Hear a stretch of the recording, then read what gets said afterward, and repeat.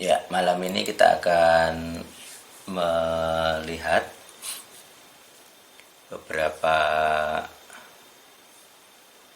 contoh dari orang-orang yang dipilih Tuhan. Kemudian kita lihat apa yang mereka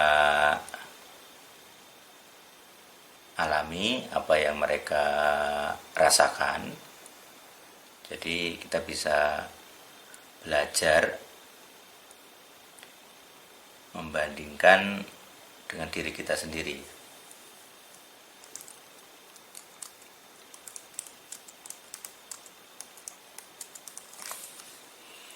Ya, yang pertama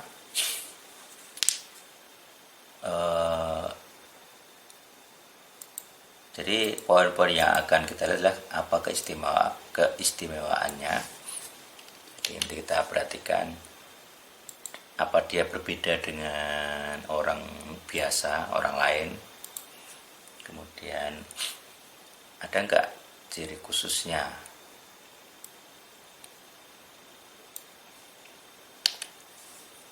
Itu.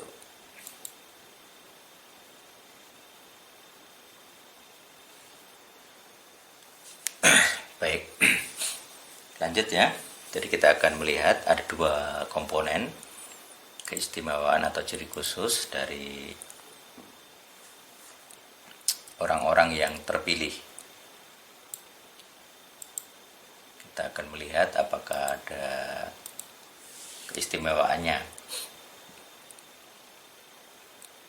Yang pertama kita lihat dulu Gideon. Jadi kita lihat Gideon itu seperti apa. Oke, kita tulis Gideon ya.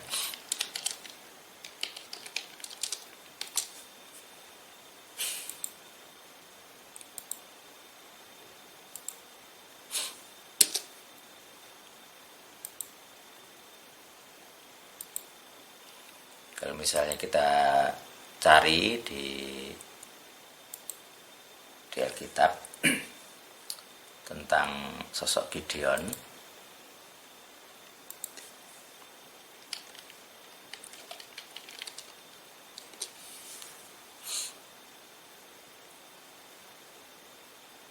nah ini, jadi di ayat 11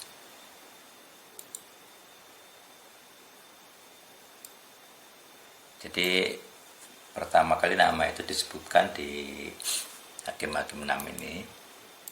Kemudian kita analisa bagaimana si Gideon ini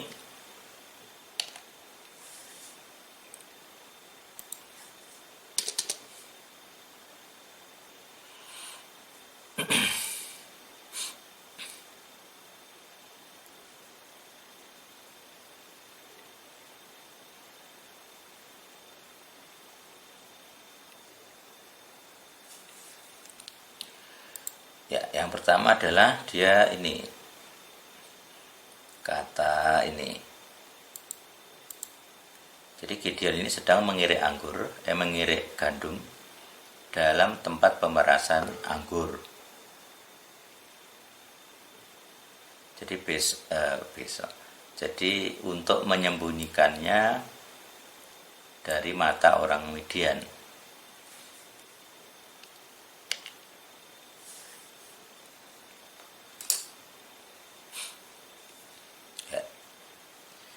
Maka kita bisa punya kesimpulan bahwa dia ini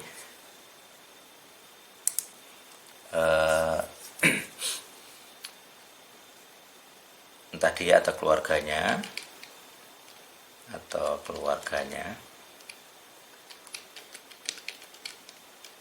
itu pengecut.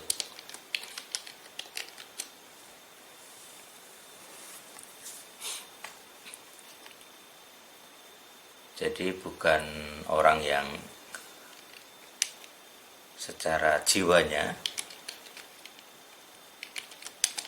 bukan pemberani. Jadi dia bukan orang pemberani. Kemudian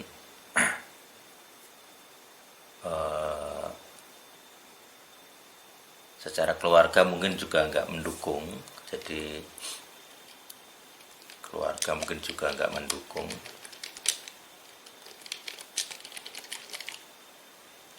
Sebagai pemimpin,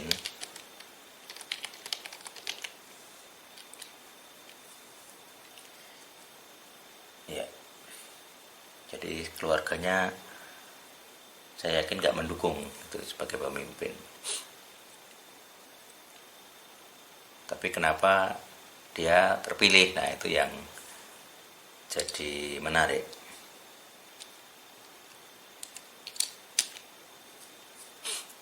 Jadi kenapa Tuhan memilih orang yang berjiwa pengecut?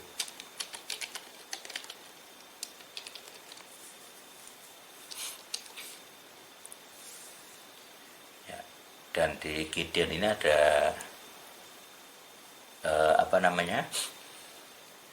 yang sangat istimewa gitu kan. Jadi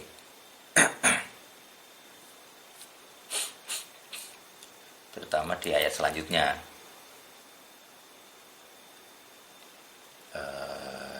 ini di ayat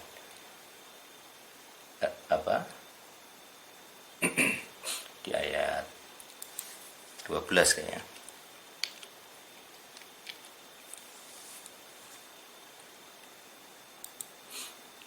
Ya. Datanglah malaikat Tuhan duduk di bawah pohon tarbantin Opra kepunyaan Yoas orang Abiezer. Nah, jadi Abiezer ini menyembunyikan anaknya Gideon dalam suatu tempat pemerasan anggur. Nah, biasanya ini agak memang tersembunyi gitu kan untuk pemerasan anggur. Kemudian menyembunyikannya dari mata orang Midian, dan malaikat Tuhan menampakkan diri kepadanya dan bersabda, Adonai ada beserta engkau, ia pahlawan yang gagah berani. Ini apa-apaan ini kita analisa. Bagaimana Tuhan atau malaikatnya itu menyebut si Gideon ini pahlawan yang gagah berani gitu.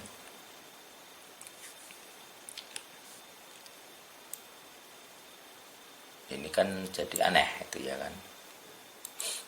Kalau di atas kita sebut dia, kita lihat pengecut ya, tapi kenapa sekarang dia disebut pahlawan? Dari pengecut, jadi saat itu masih pengecut dia, kemudian disebut pahlawan. Ini sesuatu yang aneh gitu. Jadi secara umum ada prinsip bahwa yang terpilih itu bukan selalu orang yang jiwanya memenuhi syarat suatu orang-orang yang pantas lah.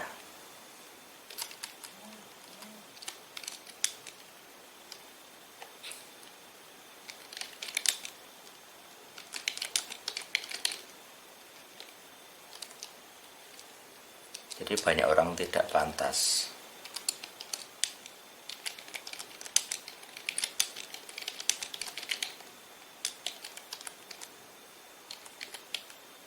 Tidak pantas karena jiwanya tidak sesuai. Nah, ini sebenarnya nanti ada pemuritan ya, ini prinsip pemuritan.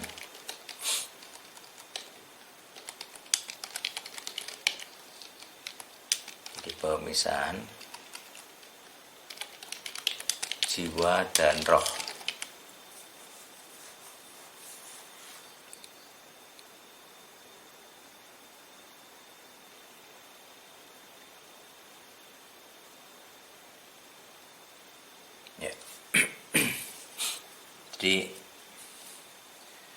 jadi pemisahan jiwa dan roh. Kalau jadi ini mungkin salah satu prinsip yang biasanya saya lupa siapa yang bikin peribahasa gitu kan, tapi intinya adalah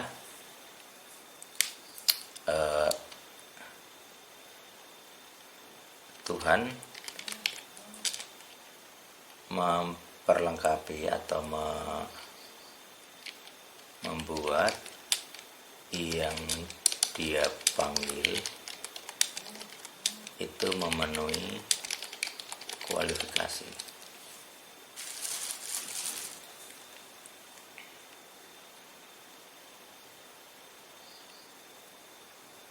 Itu Korintus 1 ayat 27. Kita lihat.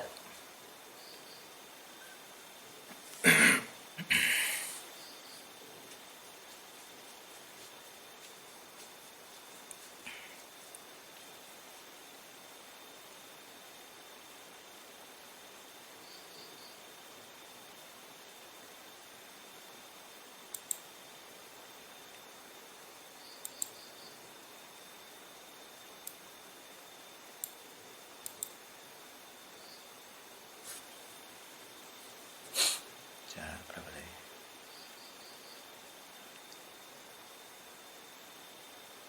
1 Korintus 1:27.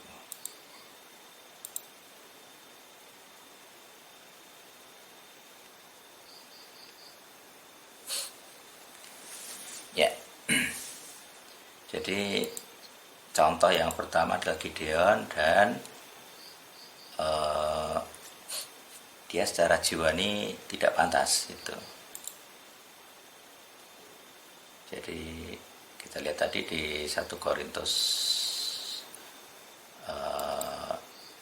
1 ayat 27, kita lihat 1 Korintus 1 ayat 27.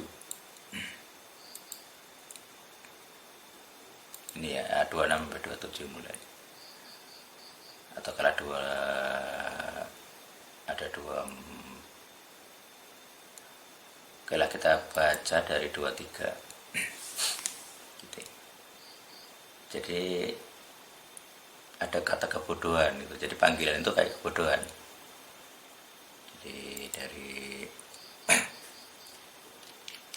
1 Korintus 1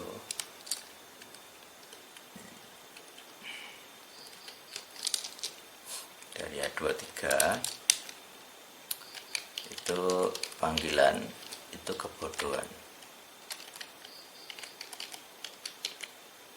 bagi dunia.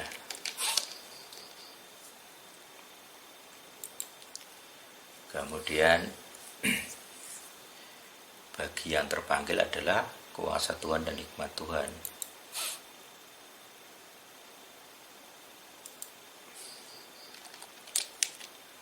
Bagi yang terpanggil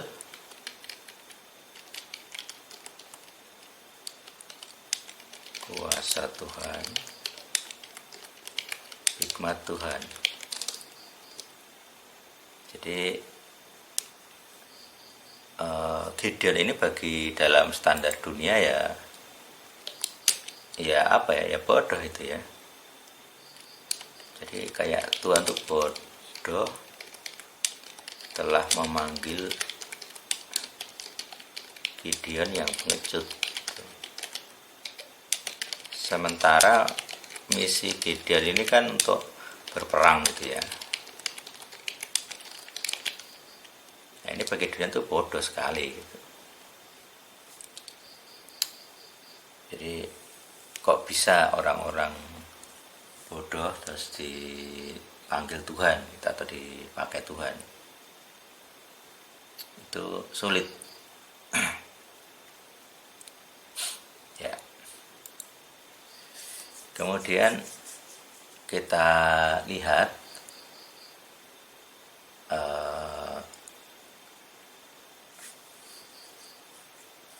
dari sisi yang terpanggil itu kuasa Tuhan. Jadi dari seorang pengecut disebut sebagai pahlawan, gagah berani ya. Jadi dari pengecut disebut pemberani. Kok bisa?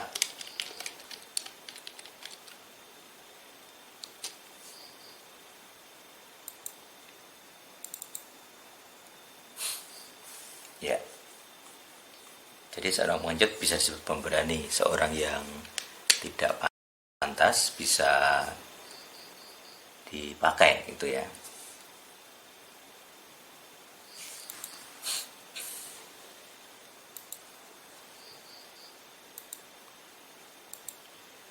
Jadi ternyata sulit menilai gitu ya, karena orang yang nampaknya gak pantas lah kok dipilih Tuhan.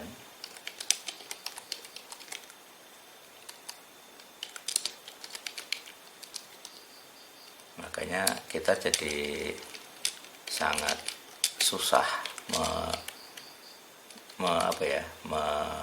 menilai. Jadi untuk ngetes, menghakimi lah atau menilai secara adil atau jelas, karena Gideon sendiri dipanggil sendirian, orang lain gak ada yang tahu.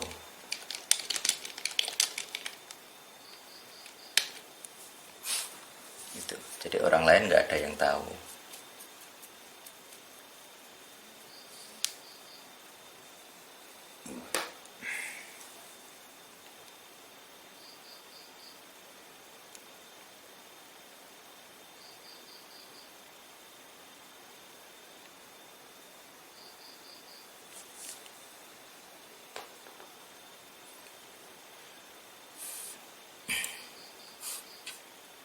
Jadi misalnya kita dipilih, ya hanya kita yang tahu. Jadi kalau kita dipilih, ya hanya kita sendiri yang tahu.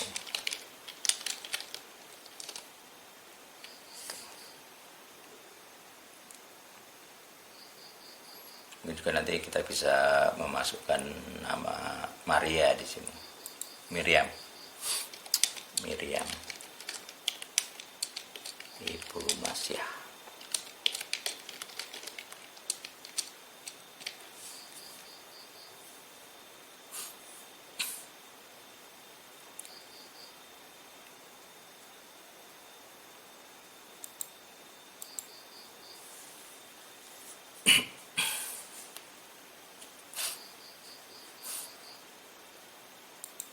Nah, karena dipilih sendirian, maka orang yang terpilih ini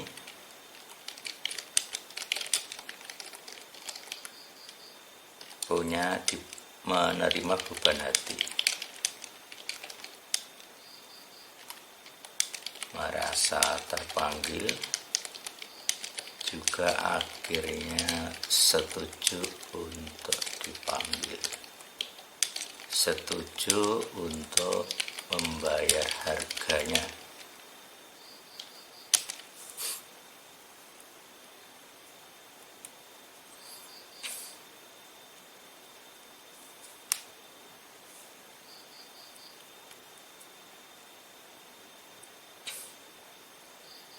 Nah, untuk setuju dipanggil itu ada proses.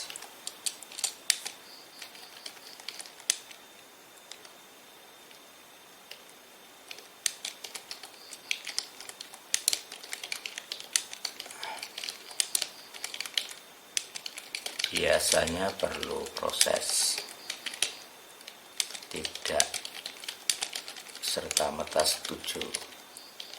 Jadi saya bahas di trik keberatan itu ya, maksudnya ini. Jadi kita pasti punya keberatan hati.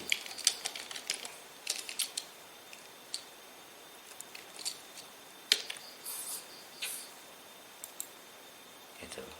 Jadi untuk setuju itu enggak mudah. Jadi tidak serta-merta setuju. Jadi kita pasti ada keberatan. Gideon ini pun juga begitu, jadi ada keberatannya.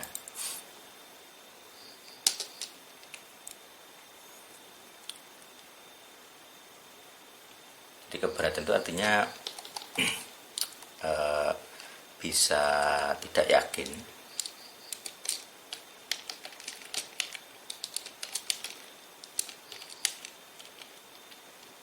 tidak yakin pantas, jadi minder, bisa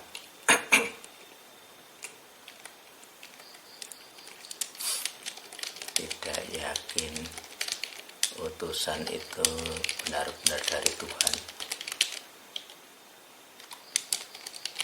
menduga halusinasi. Nah ini juga sulit. Jadi orang terpilih sering jangan-jangan aku cuma halusinasi gitu ya. Jadi dia sendiri nggak yakin apa dia sungguh-sungguh terpilih gitu.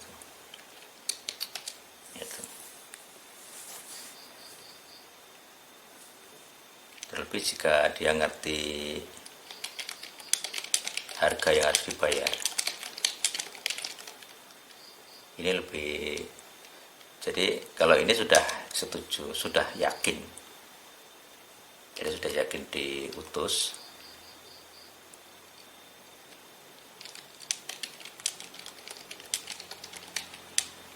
tapi ngerti resiko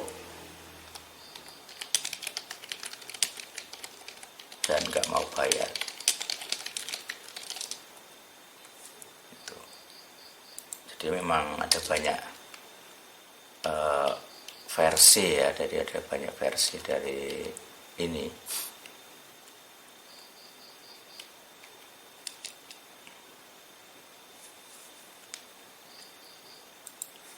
Merasa tidak yakin.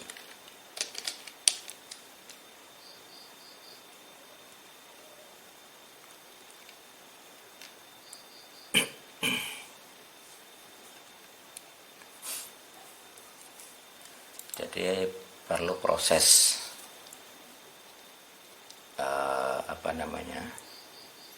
ya, dan lain-lain, mungkin ada banyak sih. Tiap orang punya keberatan masing-masing.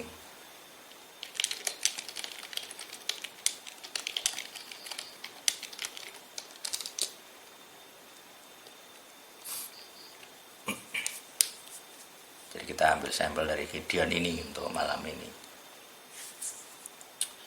Ya. Jadi untuk Gideon kita punya banyak keberatan gitu ya. Jadi kalau misalnya kita lihat dari kisahnya Gideon,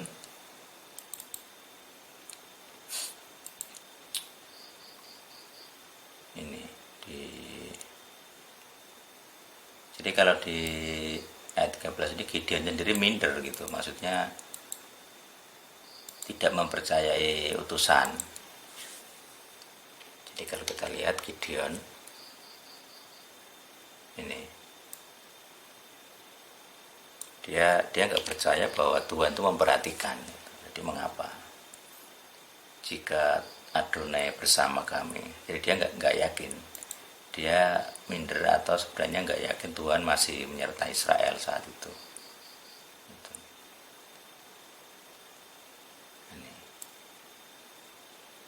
Telah menyerahkan kami ke dalam tangan Midian. Jadi dia sangat mencurigai Tuhan atau tidak percaya bahwa Tuhan. Jadi ini minder, bisa atau gak yakin Tuhan masih memperhatikan. Bisa juga gak yakin tentang kisah-kisah iman di masa lalu. Jadi mungkin jangan-jangan mukjizat lah di masa lampau itu cuman dongeng gitu ya. Jadi dia punya keberatan, ini ada keberatan. Ada keberatan di sini, keberatan hati. Ya. Jadi ada keberatan hati, kemudian kita bisa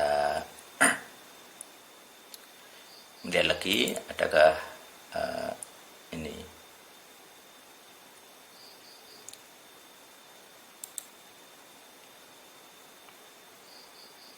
jadi di sini ditegaskan di ayat 14 ini.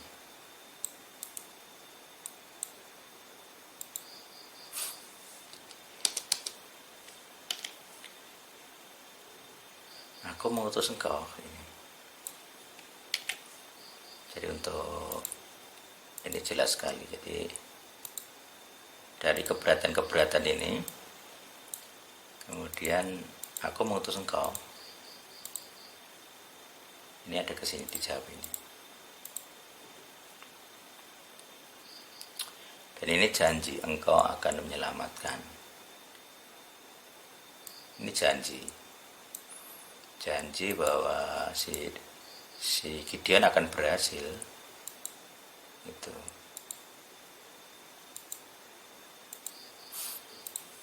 Jadi kita lihat di sini kalau dari rangkumannya minder, jadi nggak pantas diutus, lalu punya keberatan hati,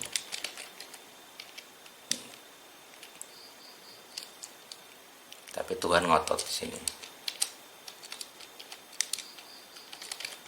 Tuhan mengotot ya, mengutus dengan menjanjikan akan menyelamatkan Israel dari Midian. Nah, berarti di sini janjinya adalah berhasil. Gideon akan berhasil.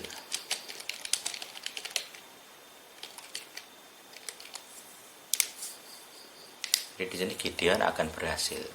Atau kalau itu Tuhan yang berjanji, Gideon pasti berhasil.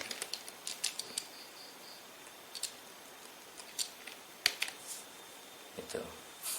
Jadi kalau Tuhan sudah berjanji ya pasti berhasil.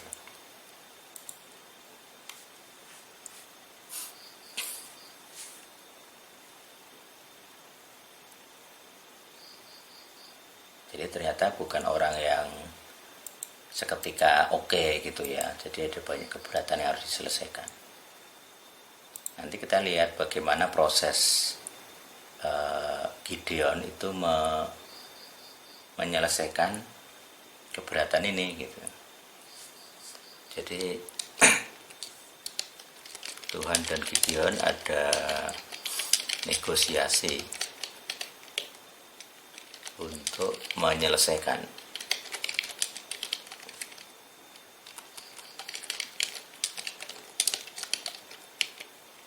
Gitu. Jadi ada negosiasi.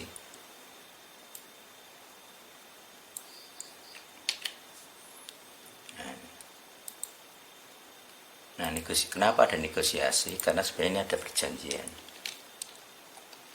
Sistem perjanjian. Jadi kalau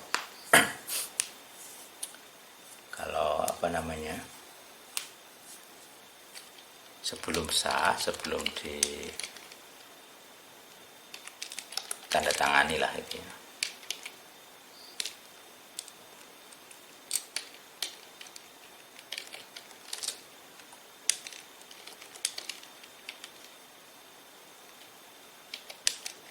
Jadi sebelum sah harus ada kesepakatan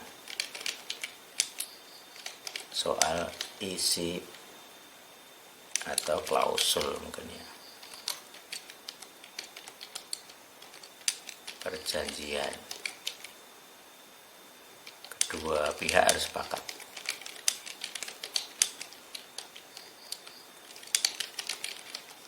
Harus sepakat. Jadi Tuhan, karena kita itu kan mitranya Tuhan, maka kita harus sepakat itu. Jadi kita harus sepakat. Kalau nggak sepakat nggak bisa. Jadi Tuhan sudah sepakat memilih seseorang, tapi orang itu juga harus sepakat untuk dipilih. Jadi memilihnya harus sepakat, dipilihnya juga sepakat. Nah, ini nggak bisa sepihak, ini harus dua belah pihak. Ya sama seperti kayak janji nikah lah itu.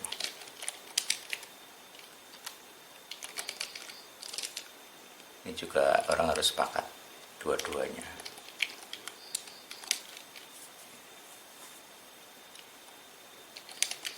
Sepakat saling mencintai dan seterusnya. Jadi di sisi pengutusan juga sama. Manusia harus sepakat, setuju diutus, ngerti konsekuensinya, dan rela bersedia bayar harga atau susahnya.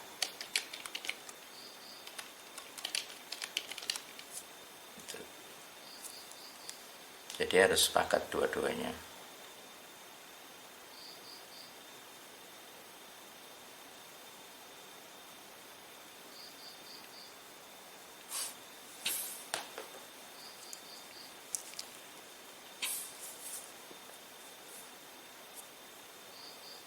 Kalau misalnya tidak sepakat, belum dimulai proses gitu ya. Jadi kalau belum sepakat diutus,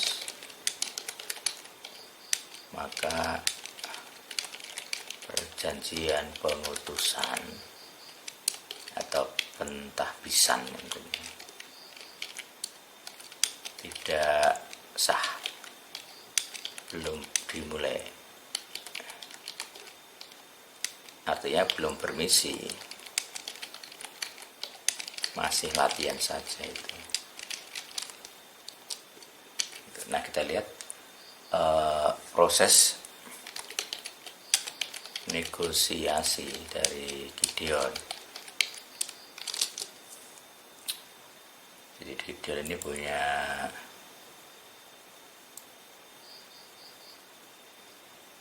negosiasi gitu ya.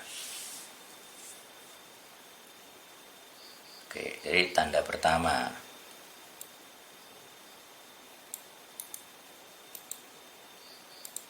jadi negosiasi pertama adalah bertanya ulang.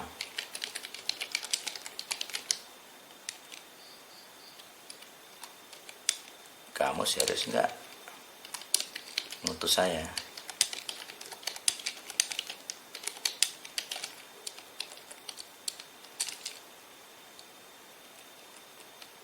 Karena saya nampaknya nggak berbakat gitu. atau enggak punya modal, kurang rohani katakanlah, kurang pinter, segala kurang yang bisa disebut itu. Jadi kekurangan apapun bisa jadi alasan untuk menghindar, itu tentunya bisa minder atau untuk menghindar gitu. Jadi bisa minder, gak mau tanggung jawab, jadi menghindar itu. Ya,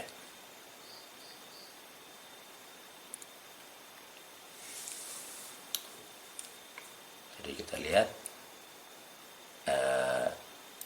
kamu serius gak untuk saya gitu, itu yang dipertanyakan Gideon ini gitu. Jadi saya di sini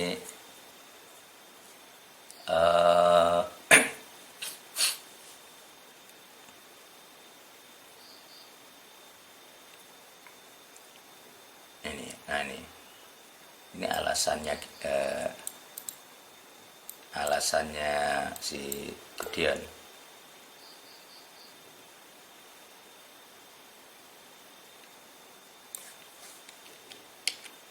Kamu paling lemah, nah, aku paling muda.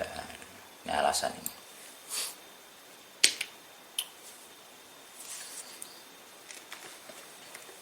Kemudian Tuhan menjawab gitu. Dia tidak peduli omongannya Gideon itu. Jadi dari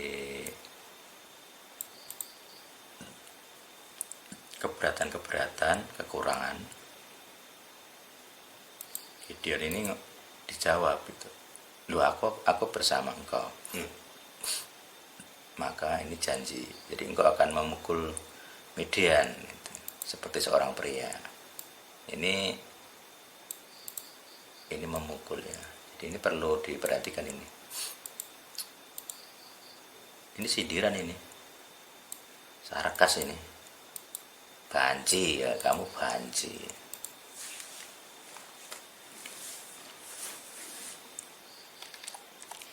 Jadi janji Tuhan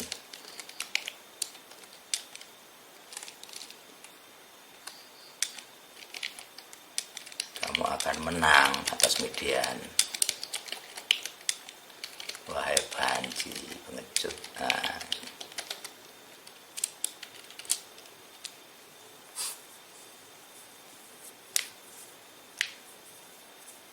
jadi istilah seorang pria itu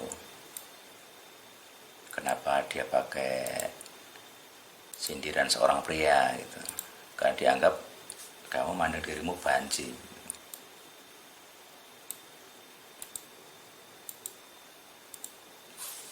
Nah ini negosiasinya gitu. Negosiasi pertama. Kemudian yang kedua, Gideon masih nggak puas gitu. Jadi dia menegosiasi lagi yang kedua. Kita lihat yang kedua di sini. Ini dia minta tanda di ayat 17 sampai 21 ya. Jadi dari ayat 17 sampai 21. Jadi Gideon ini minta tanda, kemudian buat korban bakaran. Ini.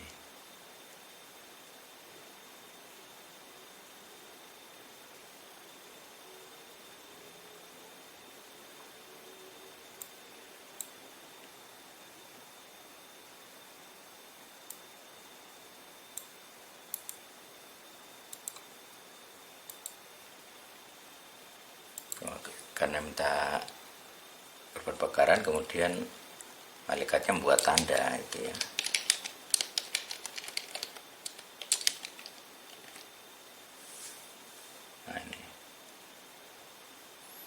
Jadi api, ada api. Api ini mujizat ini. Jadi ada mujizat api, muncul api.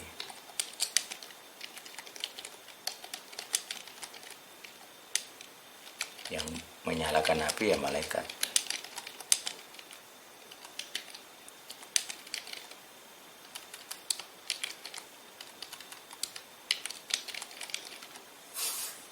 Gitu. Jadi kita lihat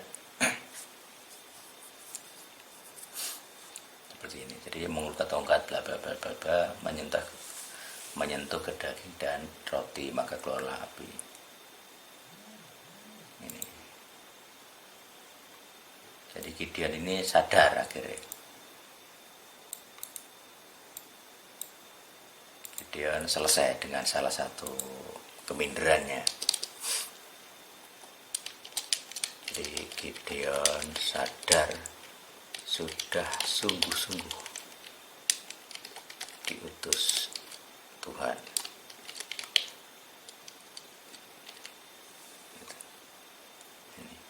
Jadi melihat, jadi dia meyakini itu melihat. Ini beneran ini malaikat ini, karena bisa membuat mujizat. Ya.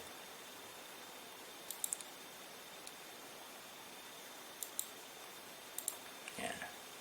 Jadi karena melihat malaikat maka wah ini mujizat bener ini.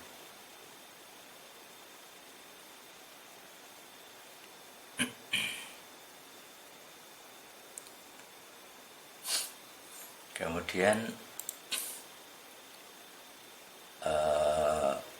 selanjutnya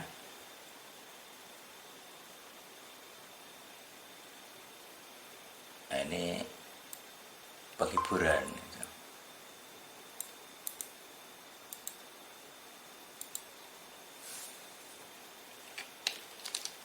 Dihibur.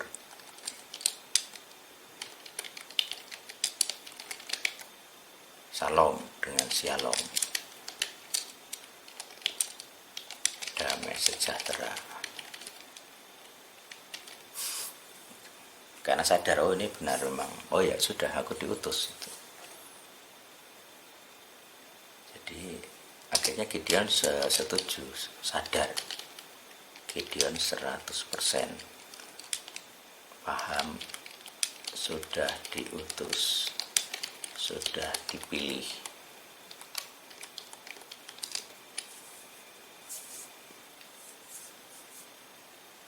Jadi ada proses dan dia selesai. Jadi satu prosesnya selesai.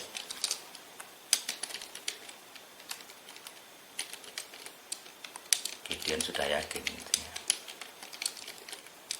Memang sungguh-sungguh diutus Tuhan itu. Jadi dia sudah yakin kalau dia diutus.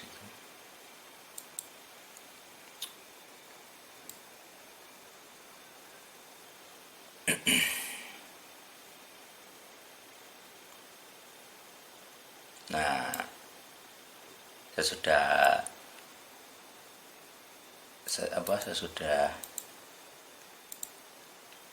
yakin diutus itu, barulah dia diberi tugas. Emang diutus, maka dia mendapat tugas pertama. Jadi dia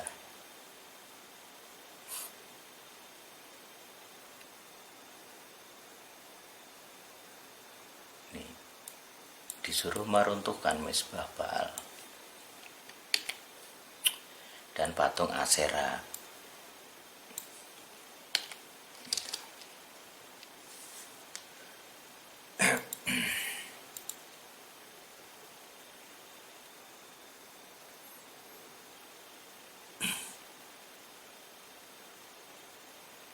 Jadi ini dia ada prosesnya seperti itu gitu ya. Jadi ada proses-proses sampai orang setuju menyelesaikan keberatan hatinya.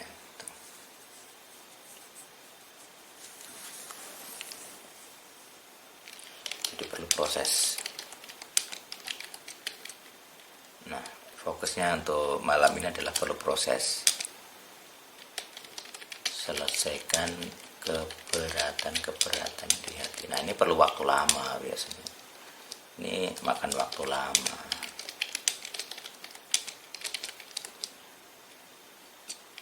Nah, karena makan waktu lama, perlu sabar. Jadi Tuhan sabar menunggu sebenarnya. Sampai orang itu setuju 100% untuk diutus.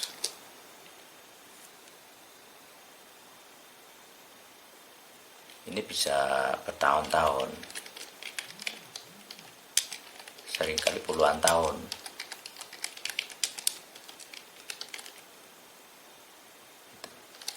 Dan karena setuju diutus ini juga bertahap gitu ya. Jadi kadang prosesnya nggak sekali ini loh.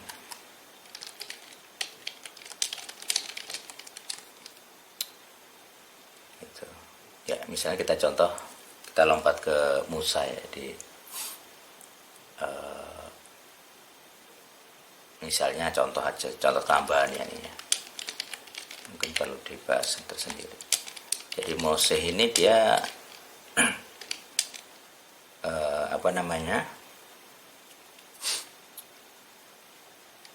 dari usia muda sudah tahu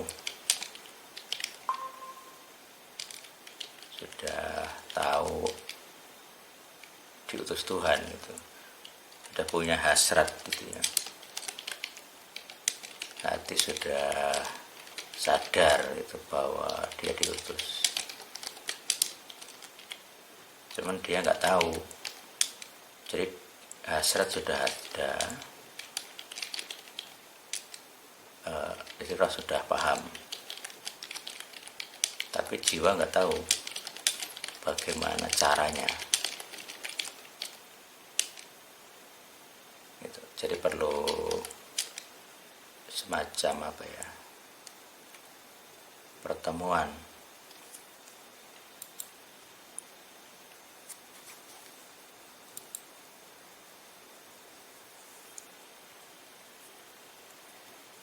Ya nanti lihat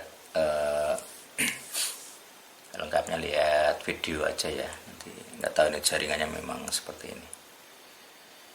Oke, lanjut. Jadi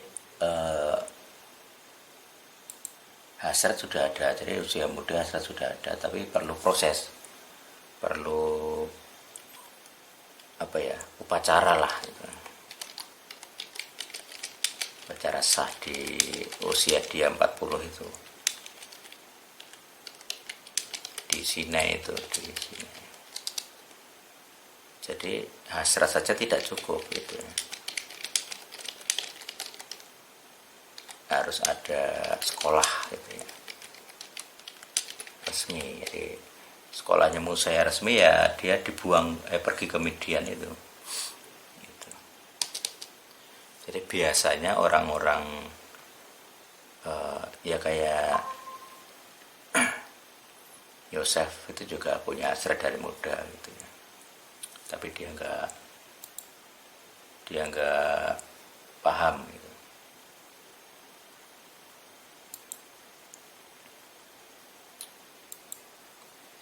Ya, itu. Jadi ada poin-poinnya adalah ciri lah, misalnya ciri ya. Biasanya dari kecil mungkin atau muda sudah ada hasrat untuk mengerjakan sesuatu secara spesifik. Jadi sudah ada bentukan-bentukan, bisa keluarga, pokoknya ada pengalaman-pengalaman yang mendukung.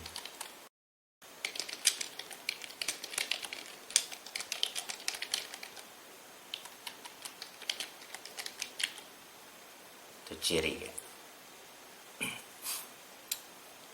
Itu untuk kasusnya Musa, tapi juga ada yang nggak kelihatan itu. Nah ini hasrat ini nggak selalu disadari, tapi aku yakin pasti ada.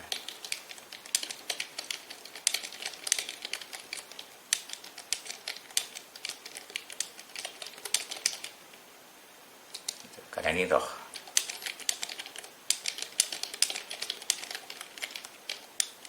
rohnya sadar, rohnya ingin atau sadar diutus, tapi jiwanya nggak ngerti, bahkan mungkin menolak. Bahkan jiwa ini sering menolak.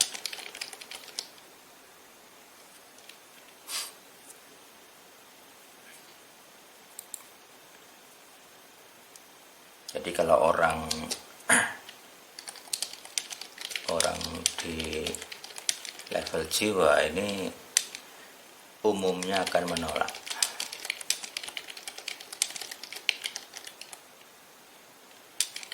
Sekalipun rohnya sudah punya hasrat. Ini nggak sinkron. Nah ini nggak sinkron, ini perlu proses, namanya peremukan sebenarnya, proses pemuritan itu. Nah proses peremukan ini jadi jiwa itu kayak seperti ini ya, seperti cangkang, kemudian di dalamnya ada roh. Jadi jiwa menghalangi ekspresi roh.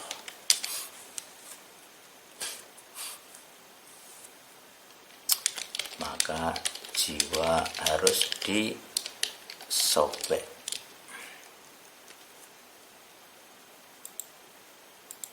Ini yang agak berat, supaya rohnya itu keluar gitu ya.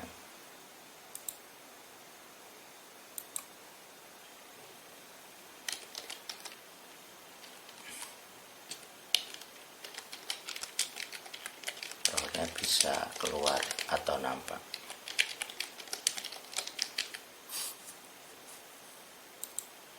Nah, sobek itu penderitaan. Jadi ya ini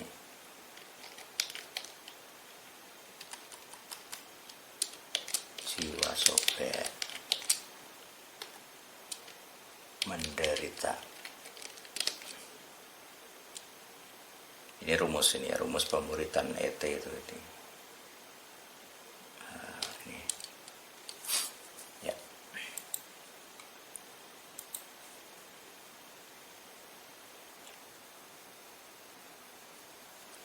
Nah, karena menderita biasanya orang makin nggak mau gitu ya. Jadi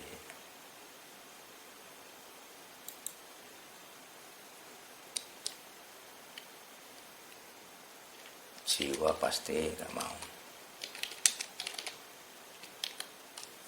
Jadi jiwa itu pasti nggak mau.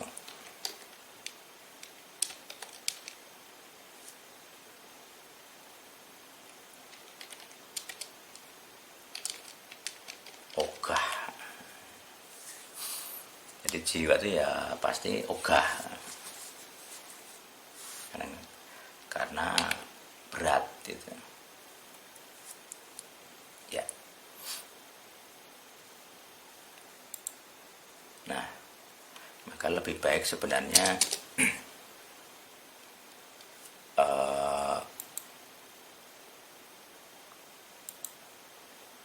makin makin cepat setuju, makin baik. Deritanya nggak perlu besar untuk mengeluarkan ekspresi rohnya.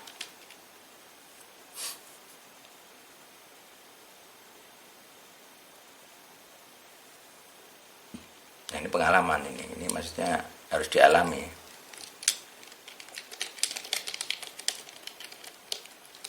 Harus dialami sendiri, kalau nggak ngalamin nggak bisa.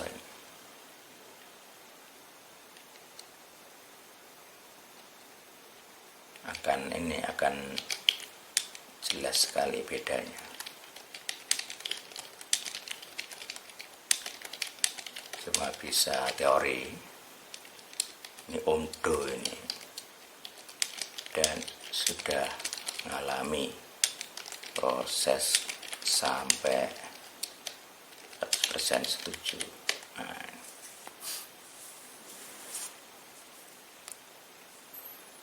ya, kayak itu ya, semoga kita setuju gitu aja. Kayak nanti ada ini, kalau ogah maka melawan Tuhan, melawan pencipta, menderita itu, sengsara.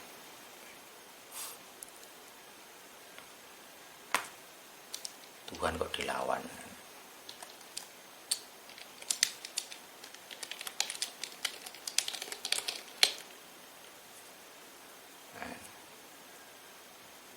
Pasti menderita, pasti menderita.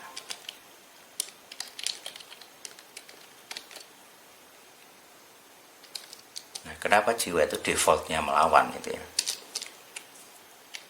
Kenapa jiwa secara alami pasti ogah? Nah, ini mungkin ya, mungkin ini bukti benih dosa.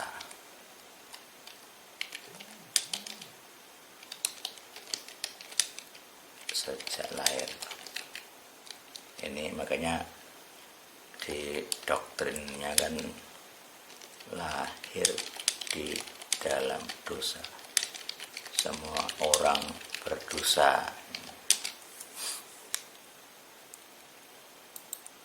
Nah, itu di apa namanya,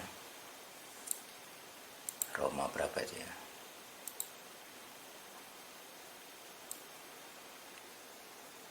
Nah, ini.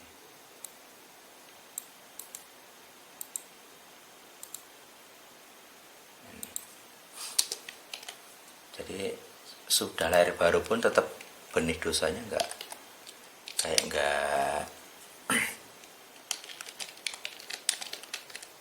tapi kayak masih ada gitu ya.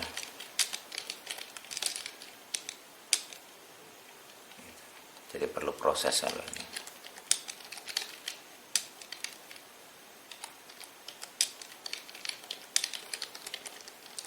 Ini pemuritan itu.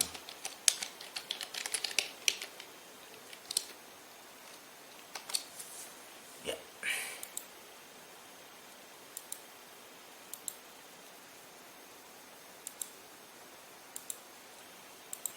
Ya mungkin itu dulu. Ada pertanyaan?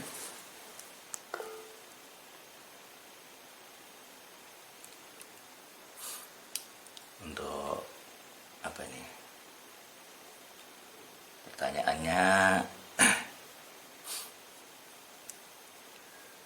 Roma 3:23 terjemahan tepat kekurangan apa kehilangan ya? Ya kita bisa cek ke apa namanya, interlinear. Kita cek dulu ya, Roma 3:23.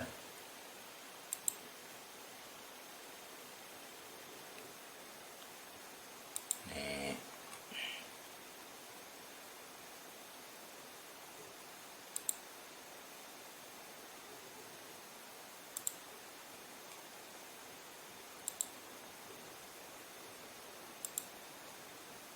Jadi bisa dilihat untuk interlinearnya. Ya, ini ya interlinearnya bisa dilihat. Fall short kalau di sini ya. Jadi ada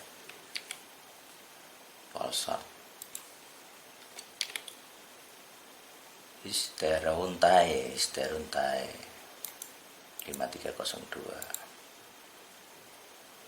Jadi ya ini silakan diterjemahkan. To come late, terlambat. Behind, tertinggal. Come short, pendek. Lacking, kurang. Inferior, kekurangan. Jadi di Markus itu kekurangan. Lack, kurang ya. Lack itu kurang. Jadi kekurangan. Jadi bukan kehilangan total sebenarnya. Nah ini mungkin jadi itu apa? Kekurangan di sini tidak kehilangan total gitu ya. Jadi artinya sebenarnya tidak kehilangan total dari kemuliaan itu. Jadi masih punya kemuliaan atau kuasa, tapi kurang, cacat, kan ada cacatnya ya, jadi tidak sempurna. Jadi ya terjemahan yang pas ya kekurangan, saya pikir ya, lack, karena banyak kata yang memakai kata lack, kekurangan. Itu. Ya, ada lagi pertanyaan. Jadi intinya ini proses pemuritan ini di permukaan jiwa ini. Permukaan jiwa. Kenapa jiwa harus remuk? Karena jiwa itu kan daging ya sebenarnya. Jadi ekuivalen daging tubuh. Tubuh itu yang bikin lemah. Jadi jiwa ini lemah gitu. Dan rohnya kuat. Jadi roh taat, tapi jiwa enggak. Ogah. Maka perlu disobek gitu.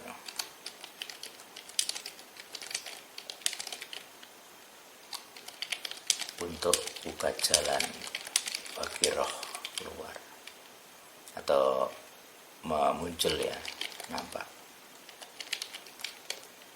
Jadi kalau jiwanya nggak dirusak, ndak bisa gitu. Maka biasa itu cirinya itu ya ciri jiwa rusak ya. Biasanya ada stres, depresi, minder, terus hancur segalanya.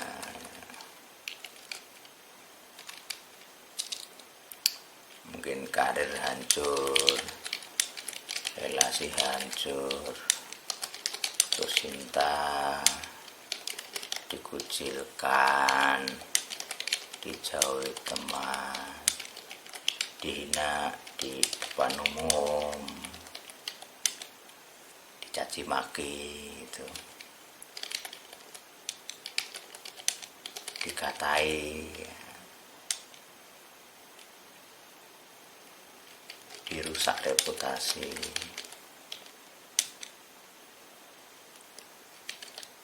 Segala macam cara, pokoknya jiwa harus hancur.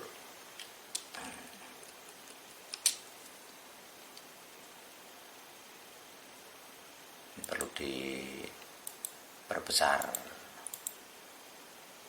harus stres,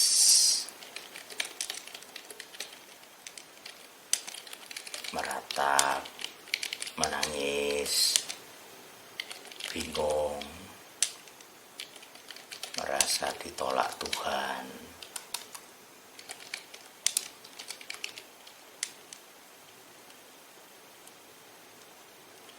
ini sebenarnya dialami maksiat juga. Jadi dia bilang Eli Eli lama sabaktan, ini juga sama. Ini maksiat pun mengalaminya gitu ya. Proses peremukan jiwa. Maksiat juga dikhianati murid-muridnya gitu. Ini juga peremukan jiwa. Jadi kayak Simon Keva atau Petrus yang koar-koar dan kawan-kawan kan, kami siap mati. Omdo.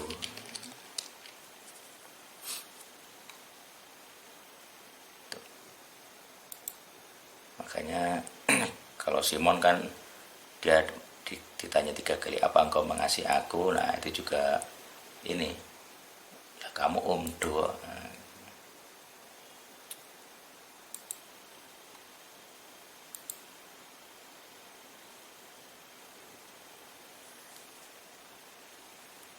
Jadi kalau omdo ya harus dididik. Ya.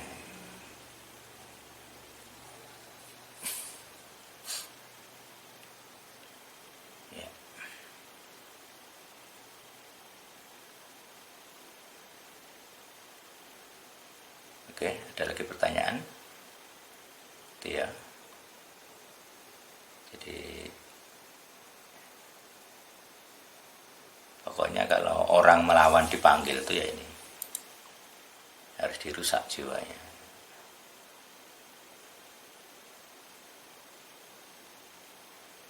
Ini menderita.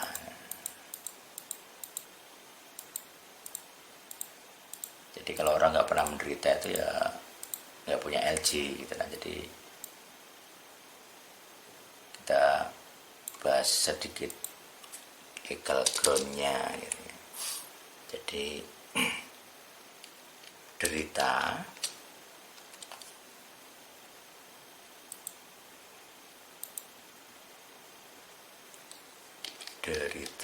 sama dengan legal ground.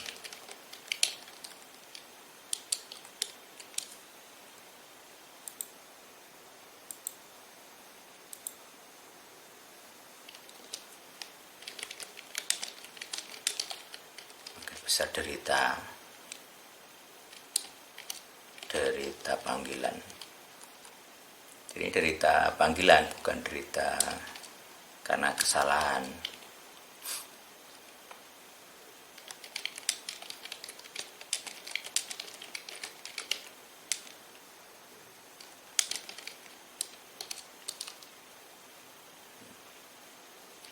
Maka makin besar kuasa LG-nya.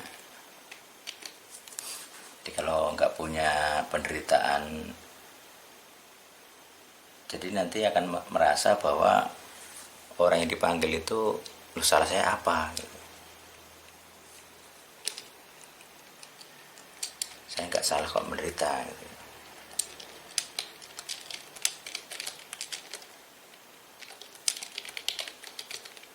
Biasanya orang akan ini ngomong begini.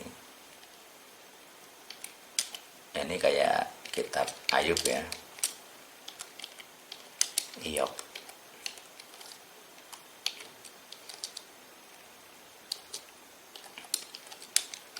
Orang sempurna yang menderita. Ini di pasal 1 ayat 1 begitu. Orang sempurna kok menderita. Tembus didakwa Satan.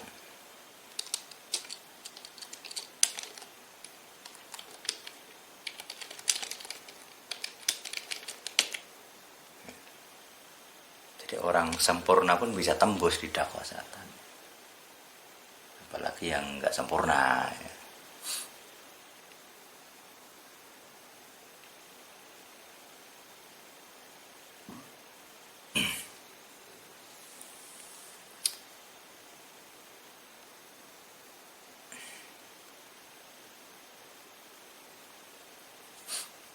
Ya.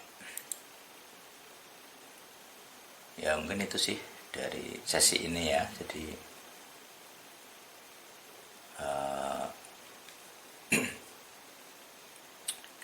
saya pastikan bahwa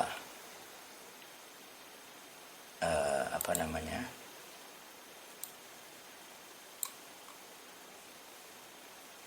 ada proses ya. Jadi ada keberatan hati.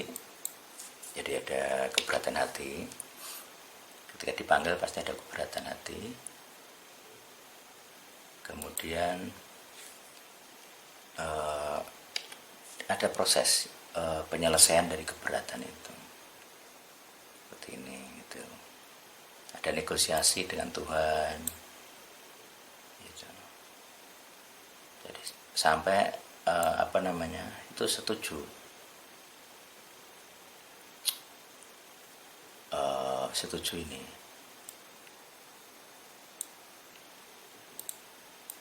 Jadi sampai kita setuju 100%, itu saya bisa yakin orang pasti menderita.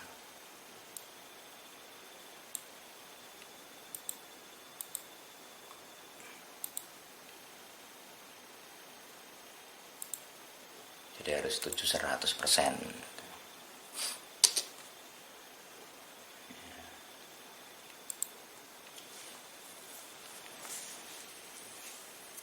Jadi kalau sudah setuju ya baru dikasih misi, dikasih mandat gitu. Kalau nggak setuju ya ini disobek jiwanya, menderita. Karena orang pasti ogah, ini rumus ini. Rumus dasar tuh orang pasti ogah, nggak mau.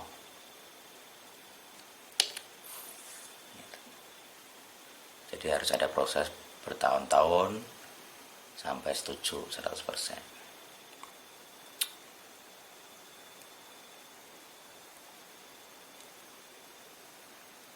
Nah, kalau sudah selesai baru ada kuasa. Nah, ini poin terakhir ya. Jadi kita kalau selesai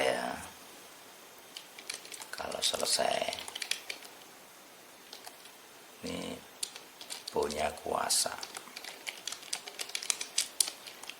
Di lega groundnya ada. Selesai menderita tentunya ya.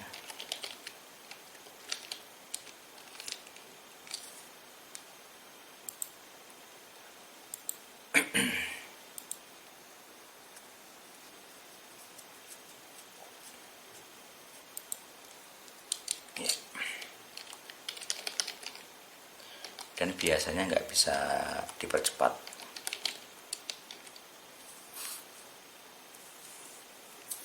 Jadi kita nggak bisa mempercepat penderitaan sampai semua prosesnya selesai.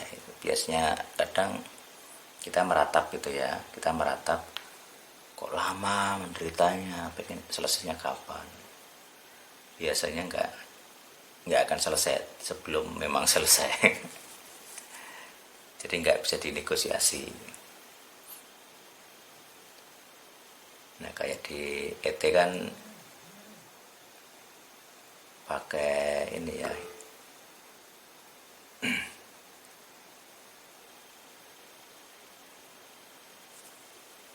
pakai,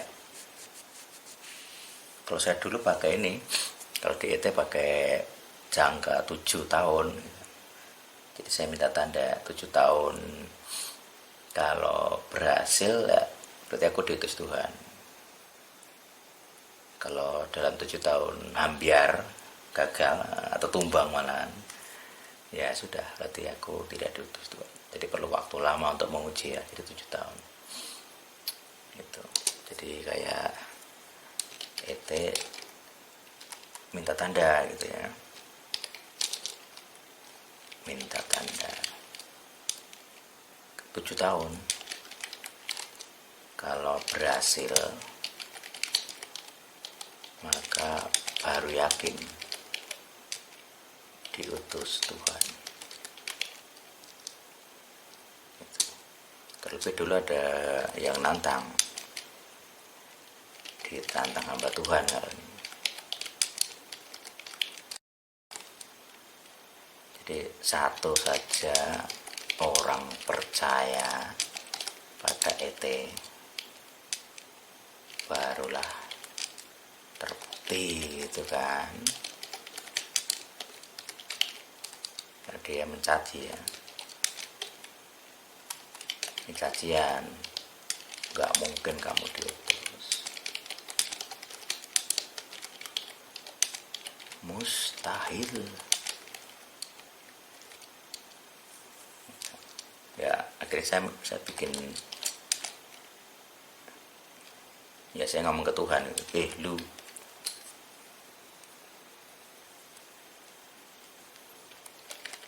terus gue tuh ada yang bantah, hambamu nggak percaya tuh.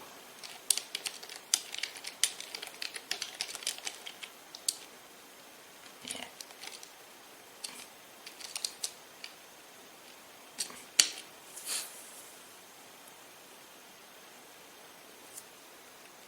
Gitu ya. Nah kalau sekarang ya pasti sudah.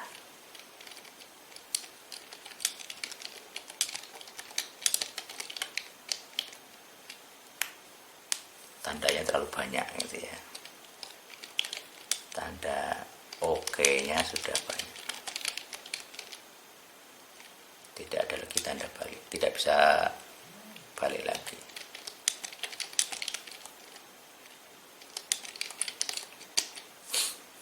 Gitu.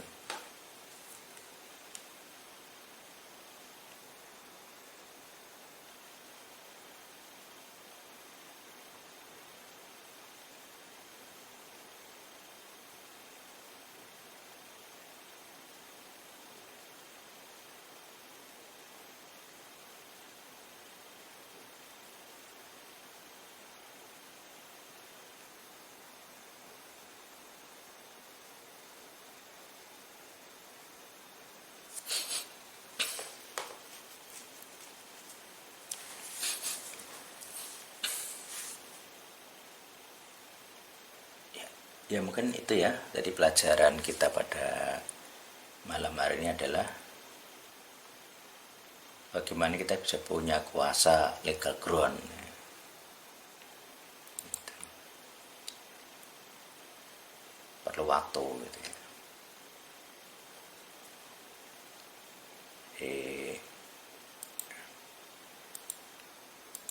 Ini bisa masuk kategori pemuritan, bisa masuk kategori legal ground karena jadi satu ya. Jadi pemuritannya iya, legal groundnya iya gitu.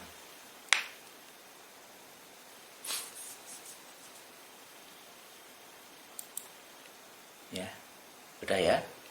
Demikian pelajaran kita pada malam hari ini tentang pemuritan yang memiliki kuasa legal ground atau dasar hukum gitu ya. Jadi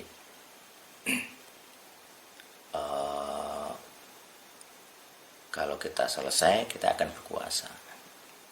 Kayak ET sudah selesai dengan tandanya, maka ya berkuasa. Jadi di tahun ke-7 juga atau tahun ke-8 sekarang juga mulai go public gitu, karena ada ininya sudah selesai, penderitaannya sudah selesai. Setidaknya penderitaan dasar, nanti akan ada lagi tambahan-tambahan, tapi yang utama sudah selesai gitu. Ya, semoga dengan pelajaran malam hari ini kita bisa memahami dan juga mengalami. Jadi setiap pemahaman harus dialami gitu. Jadi kalau nggak ngalamin nggak punya itu, nggak bakal punya kuasa. Jadi harus ada penderitaan ini. Gitu. Ya, oke, selesai ya. Semoga Tuhan berkati kita semua. Amin.